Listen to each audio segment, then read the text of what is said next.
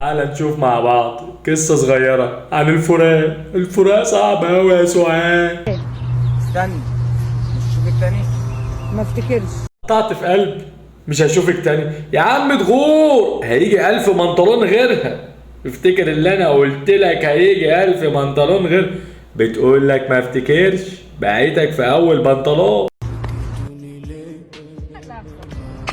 انا اللي هكسب. انت يا بنتي انت وهي قاعدين تلعبوا وسايبين زلطه وساعات متشكلين وسابوا بعض، يعني ينفع كده؟ اكيد زلطه هيجي يحتاج لكم صلحوا بينهم.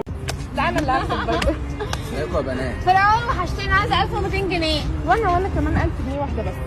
اللي عندك دم يا بنتي انت وهي، انتوا كنتوا قاعدين بتلعبوا من شويه، اول ما زلطه جاي تطلبوا مني فلوس. عزوده لسه مفركش، انت عاوزه 1200 يا بغله، وانت يا دب انت عاوزه 1000 جنيه.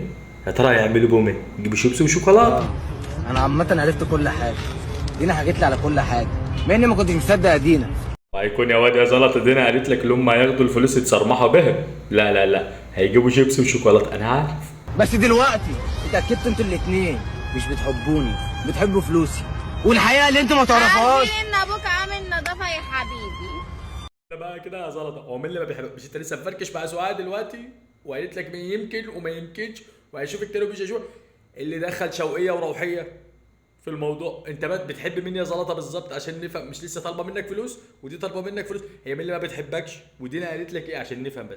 عامل نظافة، بس انا مش زعلان. زلطه ده شوقيه عرفت ابوك عامل نظافه، الشغل مش عيب، بس بيحبوك عشان فلوسك في ايدك. بتقول لك سلام عليكم. انا زعلان عشان عملت معاكم الخير وترد بشر. سلام. واقفين ورا عاملين زي تجار المخدرات كده ليه؟